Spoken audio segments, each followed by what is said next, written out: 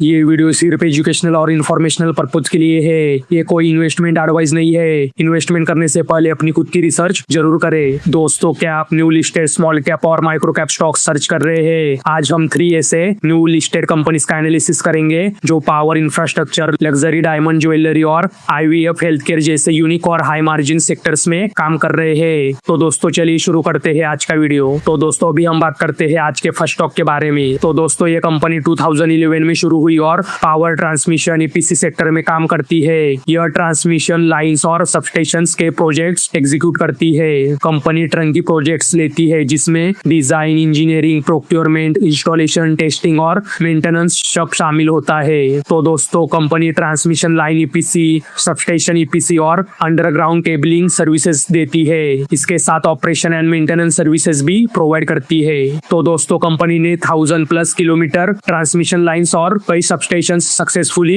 Execute किए हैं, जिससे इसका एक्सपीरियंस स्ट्रॉन्ग है। कंपनी का मेन फोकस गुजरात है, लेकिन अब यह राजस्थान, पंजाब और अन्य राज्यों में भी एक्सपांड कर रही है। कंपनी के पास स्ट्रॉन्ग ऑर्डर बुक है जिसमें मेजॉरिटी प्रोजेक्ट्स ट्रांसमिशन लाइंस और सबस्टेशंस के हैं। तो दोस्तों कंपनी फ्यूचर में पैन इंडिया एक्सपेंशन और बड़े EPC कॉन्ट्रैक्ट्स पर फोकस कर रही है, जिससे ग्रोथ अपॉर्चुनिटीज काफी अच्छी दिखती है। तो दोस्तों अभी हम बात कर रहे हैं ओम पावर ट्रांसमिशन लिमिटेड इस कंपनी के बारे में। तो दोस्तों अभी हम बात करते हैं इस कंपनी के फंडामेंटल्स के बारे में। तो दोस्तों इस कंपनी का मार्केट कैप आप स्क्रीन पे चेक कर सकते हो। इस कंपनी का स्टॉक P इंडस्ट्री P के मुकाबले महंगा है, जो कि एक निगेटिव बात है। इस कंपनी का ROC और ROE दोनों 35% से ज्यादा है, जो कि अच्छे नंबर से। तो दोस्तों इस कंपनी का डेप्ट इक्विटी रेशियो 1 से कम है, मतलब इस कंपनी का डेप्ट मैनेजेबल है। इस कंपनी का प्लेस परसेंटेज 0% है। इस कंपनी के प्रमोटर्स के पास 68.9% का स्टेक है। FIs के पास 8.74% और DIs के पास 3.90% का स्टेक है। तो दोस्तों इस कंपनी का सेल्स और नेट प्रॉफिट आप स्क्रीन पे चेक कर सकते हो। तो दोस्तों इस कंपनी का सेल्स ग्रोथ और प्रॉफिट ग्रोथ आप स्क्रीन पे चेक कर सकते हो। तो दोस्तों अभी हम बात करते हैं आज के सेकंड स्टॉक के बारे में। तो दोस्तों ये कंपनी 2004 में शुरू हुई और ज्वेलरी रिटेल बिजनेस में काम करती है। यह डायमंड और प्रीसियस स्टोन्स वाली ज्वेलरी सेल करती है।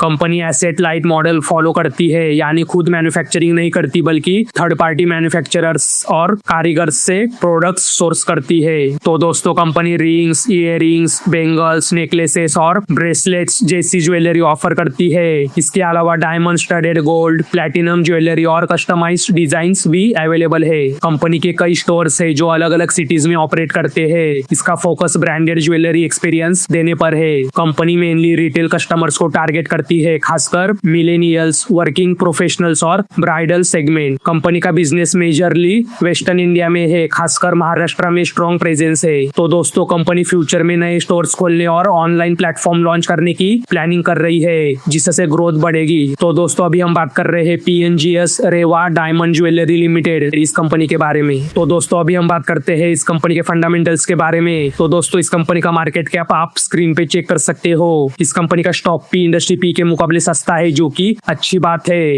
इस कंपनी का ROC और ROE दोनों 100% से ज्यादा है, जो कि अच्छे नंबर से। तो दोस्तों इस कंपनी का डेप्ट इक्विटी रेशियो 1 से कम है, मतलब इस कंपनी का डेप्ट मैनेजेबल है। इस कंपनी का प्लेस परसेंटेज 0% है। इस कंपनी के प्रमोटर्स के पास 63.1% का स्टेक है। FIs के पास 5.27% और DIs के पास 13.1% का स्टेक है। तो दोस्तों इस कंपनी का सेल्स और नेट प्रॉफिट आप स्क्रीन पे चेक कर सकते हो। तो दोस्तों इस कंपनी का सेल्स ग्रोथ और प्रॉफिट ग्रोथ आप स्क्रीन पे चेक कर सकते हो। तो दोस्तों अभी हम बात करते हैं आज के थर्ड स्टॉक के बारे में। तो दोस्तों ये कंपनी 2015 में शुरू हुई और IVF व वुमेन हेल्थ सर्विसेज प्रोवाइड करती है। यह इनफर्टिलिटी ट्रीटमेंट सेगमेंट में काम करती है। Company hub and spoke model पर काम करती है, जिसमें मेन सेंटर्स और छोटे सेंटर्स मिलकर पेशेंट्स को सर्विस देते हैं। Company IVF, ICSI, IUI, egg freezing, embryo transfer जैसी फर्टिलिटी सर्विसेज देती है। इसके अलावा मेल और female infertility treatment, pregnancy care और सर्जरी जैसे लाप्रोस्कोपी और हिस्टेरोस्कोपी भी करती है। कंपनी के कई सेंटर्स इंडिया के अलग अलग सिटीज में है और एक डे केयर हॉस्पिटल भी ऑपरेट करती है। कंपनी इंडिया के पेशेंट्स के साथ साथ इंटरनेशनल पेशेंट्स को भी सर्व करती है।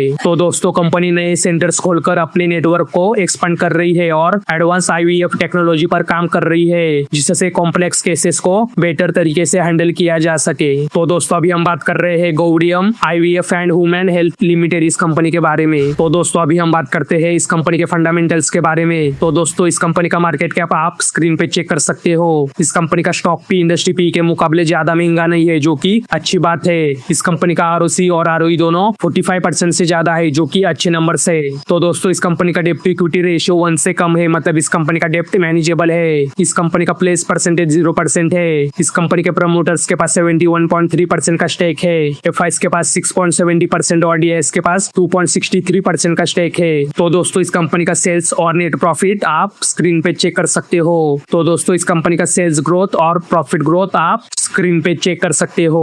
तो दोस्तों ये थे आज के हमारे 3 स्मॉल कैप और micro cap new listed stocks. अगर आपको वीडियो पसंद आया हो तो वीडियो को लाइक, शेयर और चैनल को सब्सक्राइब करना न भूले। धन्यवाद।